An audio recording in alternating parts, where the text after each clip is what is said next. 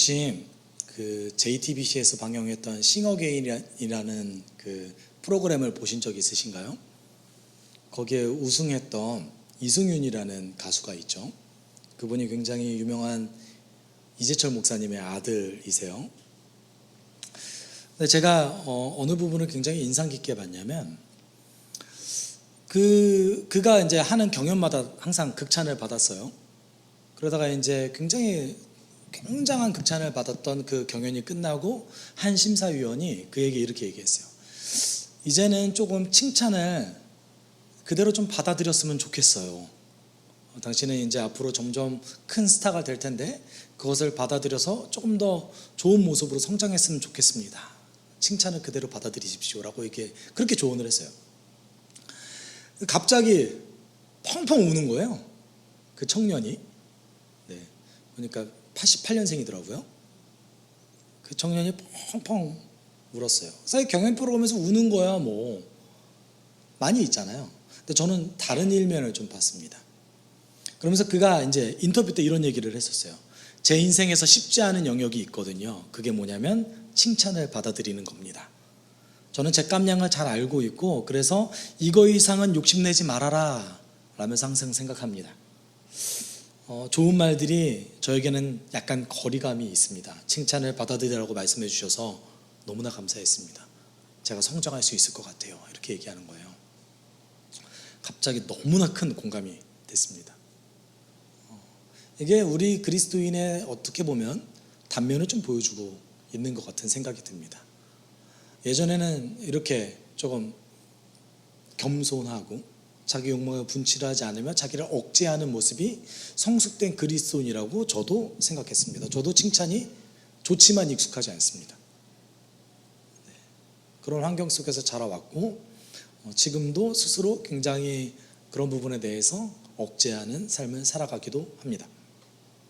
근데 제가 가만히 묵상을 하다 보니까 그것이 십자가 복음 안에서 회복되어져가는 그리스도인의 그 자화상을 온전히 이해하지 못한 모습이라는 생각이 좀 들었습니다.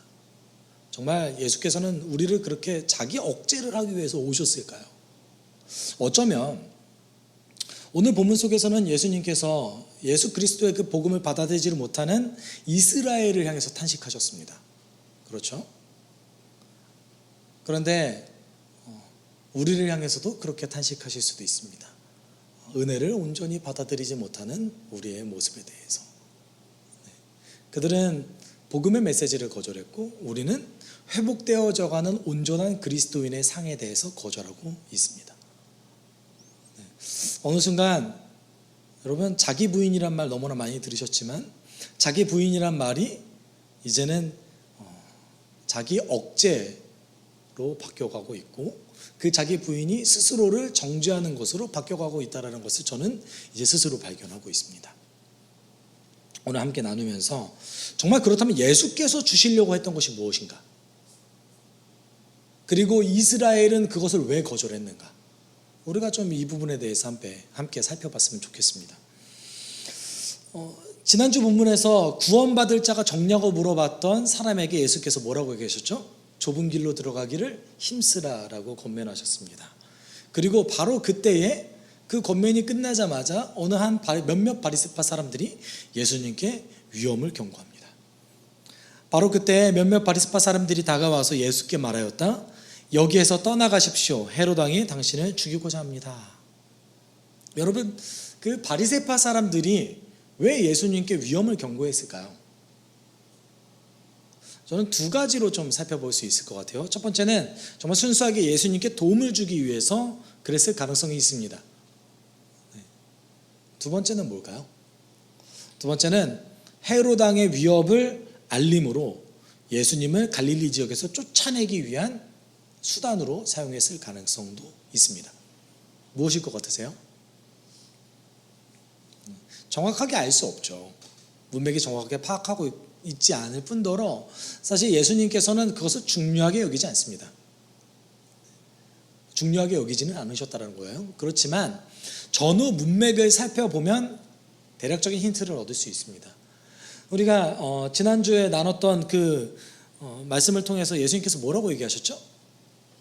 좁은 길로 들어가기 힘쓰라라고 얘기하시면서 이스라엘이라 하더라도 좁은 문으로 들어가지 못하면 구원을 얻을 수 없다. 이걸 바리새인이 좋아했을까요? 싫어했을까요? 이걸 좀 살펴보면 되겠죠. 그리고 11장 12장에서 아주 격렬하게 바리새인과 논쟁을 하셨죠. 그리고 바리새인의 누룩을 조심하라고 얘기하셨습니다. 높임 받으려고 했던 그들의 속성을 조심하라고 말씀하셨죠. 계속해서 그렇게 문맥이 이렇게 향해 가고 있는데 갑자기 바리새인이 예수님께 순수한 선의를 향해서 이렇게 나아간다고 얘기해 볼 수는 없겠죠. 제가 볼 때는 헤롯 왕의 위협을 알림으로 해서 예수님을 자기 눈앞에서 좀 사라졌으면 좋겠다라는 것을 드러내는 것 같습니다. 요세푸스가 썼던 유대 전쟁사라는 책을 보면 그 갈릴리 지역을 다스렸던 분봉한 헤롯 안디바라는 사람은요, 유대인 안에 있었던 아주 조그만한 소요 사태도 인정하지 못했습니다. 굉장히 철저하게 유대인을 관리하기를 원했고 조금이라도 동요가 일어나면 그 즉시 위험 요소를 제거했습니다. 이걸 토대로 봤을 때 이 헤롯이라는 사람이 예수님을 어떻게 본 거죠? 위험 분자로 지금 낙인 찍었다는 얘기인 거예요. 31절에 보여줬던 이제 죽이고자 합니다라는 말을 정확하게 직역하면 죽이기를 원합니다라는 뜻인데, 이 원하다라는 동사가 어떤 확정된 열망을 뜻해요. 이미 확정된 거예요. 그 열망을 뜻합니다. 이 대목에서 예수께서는 이제 대답하시죠. 뭐라고 대답하셨을까요? 예수께서 그들에게 말씀하셨다. 가서 그 여우에게 전하기를, 보아라, 오늘과 내일은 내가 귀신을 내쫓고 병을 고칠 것이요 사흘째 되는 날에는 내 일을 끝낸다 하여라.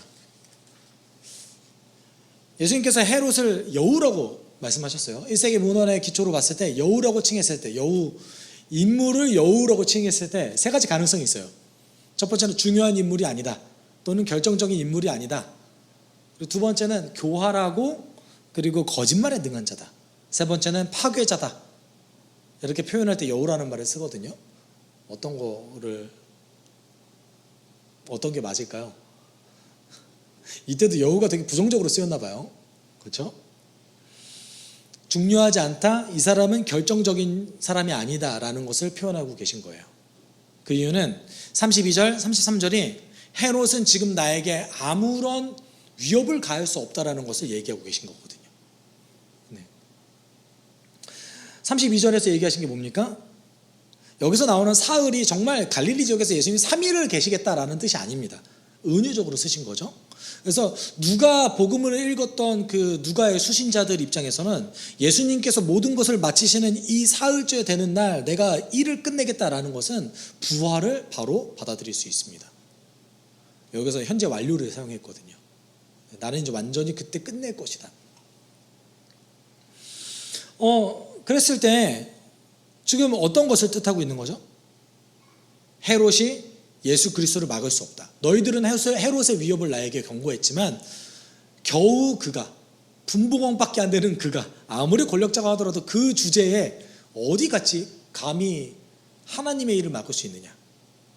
나는 내 일을 마칠 것이다. 아무도 막을 수 없다. 이렇게 말씀하고 계시는 거죠. 그래서 33절에 이렇게 얘기하시죠. 그러나 오늘도 내일도 그 다음 날도 나는 내 길을 가야겠다. 예언자가 예루살렘이 아닌 다른 곳에서는 죽을 수 없기 때문이다 라고 말씀하십니다. 우리가 지난주 살펴봤던 본문 22절에서 30절 말씀에서 22절이 시작할 때 뭐라고 말씀하시죠? 예수께서 누가가 그렇게 얘기하죠. 예수가 그의 길을 갔다. 그 부분을 계속 강조하고 있죠. 오늘 이 사건에도 마찬가지죠. 예수께서 어떤 일을 행하는 것, 하나님의 구원 계획을 성취하러 그 가는 것 자체를 강조하고 있습니다. 도대체 그것이 무엇이기에 이렇게 강조하실까요? 여러분, 왜 그리고 하필 예루살렘에서 죽는다고 얘기하셨을까요? 당연하죠. 예루살렘이 이스라엘의 중심지였기 때문에 그러시겠죠. 그 누구도 예수를 막을 수 없다라고 얘기하고 있습니다. 이것으로 봤을 때도 여러분 방금 32절에서 바리새파 사람들에게 예수님 뭐라고 하셨죠? 가서 전해라. 누구에게요? 헤롯에게. 그리고 이 바리새파 사람들은 도대체 어떻게 헤롯의 계획을 알고 있었을까요?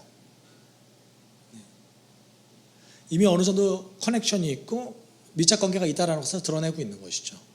바리새파 사람들은 예수님 좋아하지 않았습니다. 순수하게 선의를 가지지도 않았어요. 근데 정말 재밌는 건 뭐냐면 예수님을 또 죽게 내버려 두지도 않았다라는 거예요. 그렇죠? 정말 너무나 순수하게 미워했으면 예수님이 헤롯에게 죽기를 바랬으면 되잖아요. 여기에서 이제 바리새파 사람들 안에 있는 모순점이 드러나는 것 같아요. 뭔가 이렇게 기적을 행하고 하나님의 능력은 행하니까 하나님이 보내신 것은 같은데 율법 해석이 너무 이상한 거예요. 그러니까 자신들의 입을 통해서 이 예수라는 사람이 죽었을 때에 어떤 심판을 받게 될 것을 두려워했겠죠. 그래서 누구의 힘을 빌리길 원해요? 헤롯의 힘을 빌리길 원한 거죠. 그러니까 제가 볼 땐 지금 내 눈앞에서만 사라졌으면 좋겠다라고 생각하는 것 같습니다. 그리고 이제 예수님께서 탄식하십니다. 예루살렘아 예루살렘아 예언자들을 죽이고 내게 파송된 사람들을 돌로 치는구나. 암탉이 제 새끼를 날개 아래에 품듯이 내가 몇 번이나 내 자녀를 모아 품으려고 하였더냐. 그러나 너희는 그것을 원하지 않았다. 여러분, 예수님 시대에 이스라엘 사람들은 분명히 선지자를 좀 좋아했어요. 그리고 모세를 사랑했고 엘리야를 사랑했고 그리고 예레미야도 굉장히 사랑했습니다. 그런데 너무나 놀라운 것은 이스라엘 역사 가운데 단 한 번도 선지자의 말을 곧이곧대로 들은 적이 없어요. 곧이곧대로 들은 적이 없어요. 그리고 굉장히 그런 비극적인 역사들이 계속 일어나거든요. 예레미야 2장 30절에 이런 얘기를 하죠. 예레미야 선지자가 내가 너희 자녀들을 때렸으나 헛수고였다. 옳게 가르치는 것을 그들은 받아들이지 않았다. 너희의 칼은 사람을 삼키는 사자처럼 너희의 예언자들을 죽였다. 실제 역사 가운데서 하나님의 말을 선포했던 예언자들이 죽임을 당했죠. 예레미야 26장 20절에서 23절에서는 하나님의 대언을 함으로 해서 이스라엘의 멸망을 선포했던 선지자 우리야를 죽였던 여호야김의 이야기에 대해서 이야기하고 있습니다. 여호야김이 이 선지자가 너무 미웠던 것 같아요. 그래서 이집트까지 도망갔던 이 선지자를 추격자를 보내서까지 죽입니다.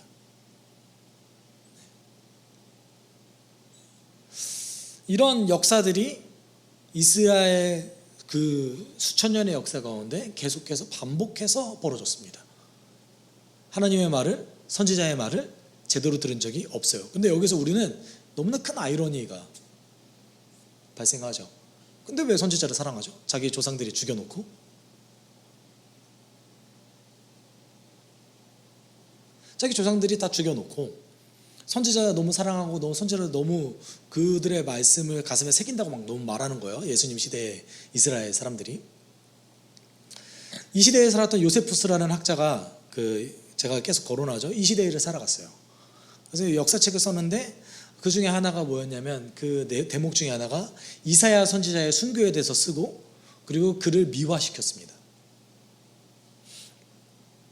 왜 그랬을까요? 자기들은 다르다 이건 거죠. 나는 선조들과 달라 이런 얘기인 거예요.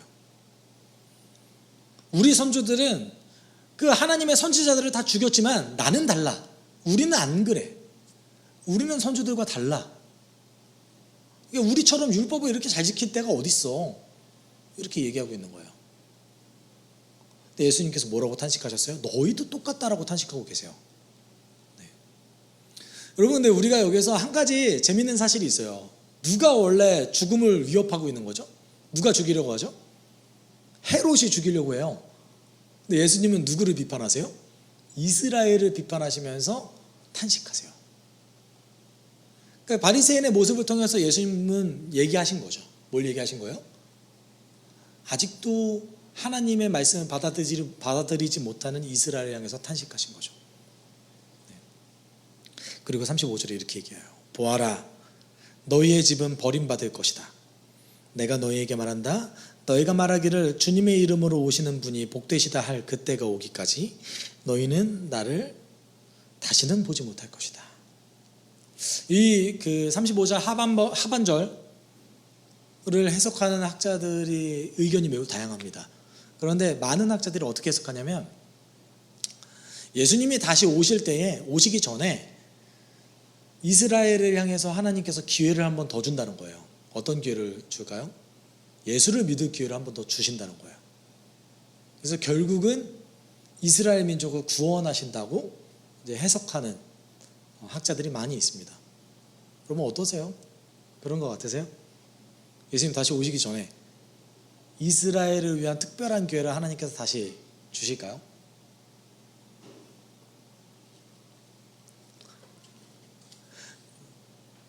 여러분, 50%의 확률이 있습니다. 어떠신 것 같습니다? 저는 아니라고 생각합니다. 왜냐하면 하나님은 정의의 하나님, 공평하신 하나님이니까요. 예수님께서 인용하셨던 시편 18편의 말씀은요, 하나님의 사랑과 인자하심, 헤세드를 굉장히 찬양하는 말씀이에요. 예수님의 말씀을 우리가 해석한다면, 너희가 온전하게 하나님께서 보내신 메시아인 나, 구원자 나를 받아들이지 못한다면 너희는 구원받지 못할 것이다 라는 것을 직설적으로 얘기했다라고 저는 해석합니다. 오히려 하나님의 성품에 기댄다면 이스라엘은 더 기회가 없는 게 맞죠. 왜냐하면 여러분, 수천 년의 이스라엘 역사 가운데 하나님 없이 해석할 수 있는 역사가 있습니까? 그들은 언제나 그 누구보다 압도적으로 하나님에 대해서 경험을 많이 한 사람들이에요. 하나님의 성품에 대해서 누구보다 많이 알 수밖에 없는 사람들입니다. 그런 자들을 위해서 기회를 한 번 더 주신다고요? 저는 그렇지 않을 거라고 봅니다. 물론 신약성경 저자들이 다 유대인들이죠. 그래서 자신의 동족의 구원을 위한 안타까움을 표시한 구절들이 종종 있어요. 근데 그렇다고 해서 그 구절들이 있다고 해서 그들에게 기회를 한 번 더 줄 거라고 저는 생각하고 있지 않습니다. 뭐 유대인 저자가 유대인의 구원을 위해서 쓰는 게 뭐가 특별하죠? 당연할 수도 있는 거죠. 그럼 여러분, 이스라엘은 왜 예수님을 거절했을까요?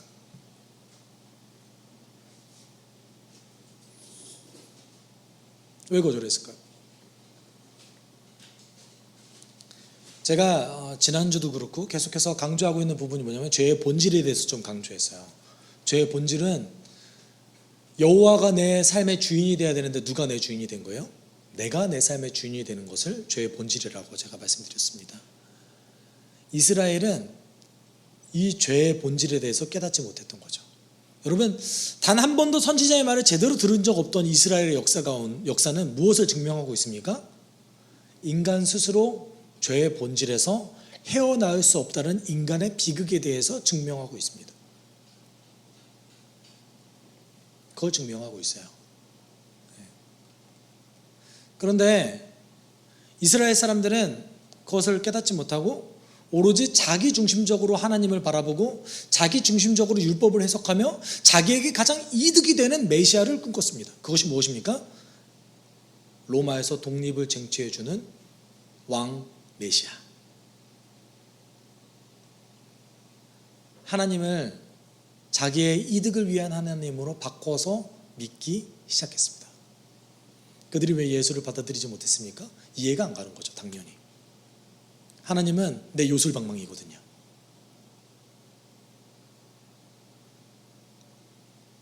그 죄의 본질을 온전히 깨닫지 못했어요. 스스로 하나님께 도달할 수 있다, 진리에 도달할 수 있다라고 믿었던 거죠. 그래서 수행과 고행을 반복하면서 율법 체계를 만들어내고 그것을 온전히 지키기를 강요했습니다. 종교개혁자 마틴 루터가 수많은 고행 가운데 예수 그리스도에 대해서 인식하지 못하고 회심하지 못하자 그가 꺼내들었던 최후 수단이 뭐였습니까? 그가 깨달았던 최후 수단이 뭐였습니까? 은혜였죠. 이 온전한 은혜를 받아들이지 못했던 거예요. 죄의 본질 때문에 우리 역사가 이렇게 계속 밑바닥으로 파고들었다라는 것을 깨닫지 못했던 거죠. 여러분, 제가 요새 어떤 생각하냐면, 제가 그동안 얼마나 뿌리 깊은 율법주의의 체계 틀 안에서 살아왔는지에 대해서 절실히 느끼고 있는 시간들입니다. 그래서 저는 요즘 그리스도인의 영적 형성에 대해서 처음부터 다시 다 배우고 있어요. 죄란 무엇인가? 믿음이란 무엇인가? 은혜란 무엇인가? 회심이란 무엇인가? 그리스도인은 어떻게 살아가야 되는가? 하나하나 처음부터 다시 질문하고 있습니다. 여러분, 그리스도인은 어떻게 예수 그리스도의 은혜를 받아서 행복의 길로 나아갈 수 있습니까? 우리가 회개를 하죠. 여러분, 회개 왜 하십니까? 죄 용서의 확신 때문에 하십니까? 그러면은 내가 죄 용서의 확신이 있으면 하나님께서 용서해 주시는 거고, 확신이 없으면 용서 안 해 주시는 겁니까?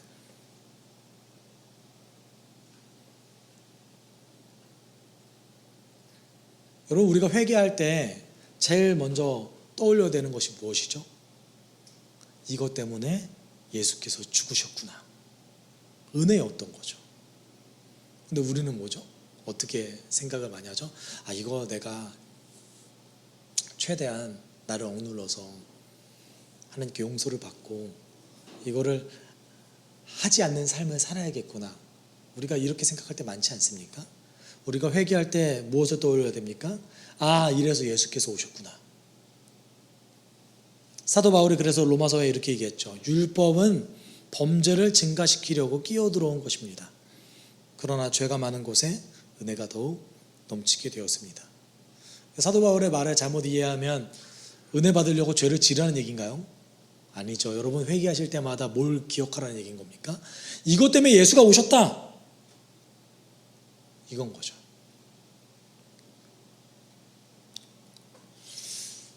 어느 순간 저는 그걸 깨달아요. 그리스도인의 모습이 행복하지 않구나라는 생각을 많이 하게 됩니다. 우리가 그렸던 그리스도인의 모습이 어딘가 억압받고 억눌려 있고, 자기 자신을 최대한 억눌려서 욕망조차 드러내지 못하는 그리스도인으로 살아가야 된다 라고 느껴질 때가 많습니다. 물론 그와 극단적으로 반대를 외치는 교회들도 있죠. 그렇지만 저는 그렇다는 거예요. 저는 적어도 제가 살아왔던 환경은 그런 그리스도인의 자화상을 만들어내면서 살아왔습니다. 어느 순간 정죄와 자기 부인은 저에게 있어서 동의어가 되었습니다. 여러분, 예수께서 왜 오셨습니까? 왜 오셨습니까? 요것 때문에 오셨죠. 함께 읽을까요? 시작. 그러므로 그리스도 예수 안에 있는 사람들은 정죄를 받지 않습니다. 그것은 예수 그리스도 안에서 생명을 누리게 하는 성령의 법이 당신을 죄와 죽음의 법에서 해방하여 주었기 때문입니다. 아멘. 이거 주시려고 예수께서 오셨어요. 그렇죠? 이거 주시려고 오셨어요. 여러분, 그리스도인은요, 기뻐도 예수 때문에 살고, 슬퍼도 예수 때문에 살고, 내가 죄를 지어도 예수 때문에 살고, 그 은혜에 사로잡혀서 사는 사람들입니다. 얼마나 기쁩니까? 얼마나 행복합니까? 얼마나 우리 삶을 억눌렸던 수많은 것들에서 자유하게 하십니까? 그런데 우리는 어느 순간 우리 자신을 억누르면서 살아가고 있죠. 그렇게 마치 살아가야 되는 것처럼. 자기 부인은 무엇입니까? 예수가 내 삶의 주인 되는 삶이 자기 부인이에요. 갈라디아서 2장 20절에 바울이 분명하게 얘기하셨죠. 이제는 내가 죽고 누가 산다? 날 위해서 죽으셨던 예수가 내 안에서 사는 것. 여러분, 이게 자기 부인입니다. 어떤 삶입니까? 지금 이 순간에도 나를 용납하여 주시는 그분. 이스라엘 역사는요, 우리의 죄의 본질 그대로를 드러내는 비극을 나타냅니다. 해도 안 되는 그 죄의 본질을 싹 다 없애주시고 우리 가운데 오셨던 그 예수 그리스도, 왜 오셨습니까? 우리를 자유하게 하시려고요.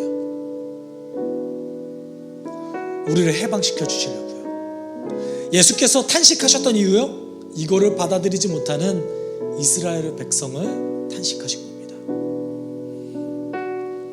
우리가 이 은혜를 누리지 못한다면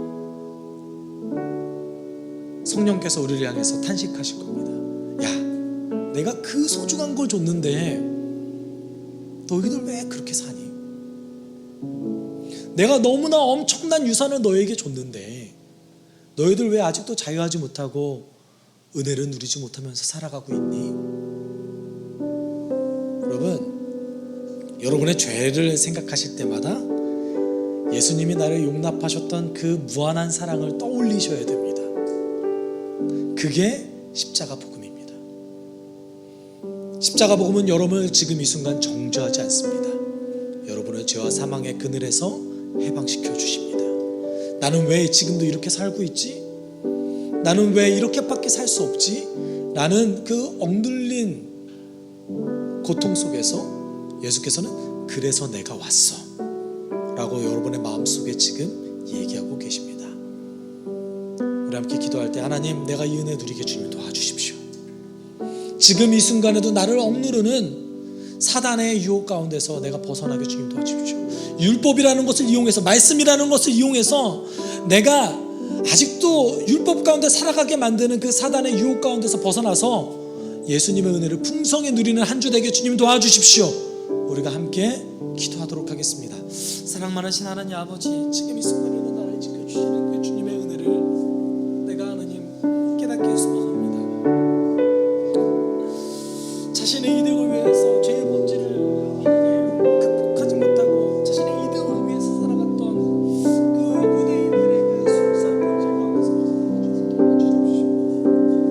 나는 왜 이렇게밖에 못 살지라고 한탄하는 나 자신을 바라보는 그 정죄 속에서 벗어나서 이제는 내 죄의 본질을 하나님 그 안에 있는 그 하나님 나 중심성을 벗어버려서 예수의 은혜가 내 삶을 지배하는 것, 예수의 은혜가 내 삶을 하나님 살아가게 하는 것, 하나님 예수 가운데 충만하게 살아갈 수 있는 것, 하나님 그 안에서 복음을 누릴 수 있게 하는 것, 하나님 그것을 내가 경험하게 주님 도와주십시오. 하나님 우리를 얼마나 자유하게 하시는지요, 예수님 우리를 얼마나 살아가게 하시는지요, 오늘 하루를 주님 안에서 풍성하게 온전한 그리스도인으로서 살아가게 하는지요, 하나님 그 능력을 우리가 체험하게 주님 도와주십시오. 그 능력을 하나님 기억하게 주님 도와주십시오. 주님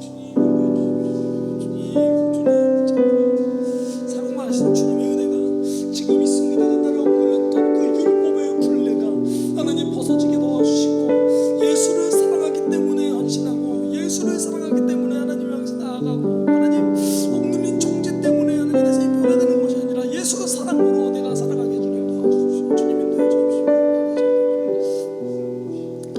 사랑이 많으신 하나님 아버지, 하나님 우리가 정죄와 억눌림으로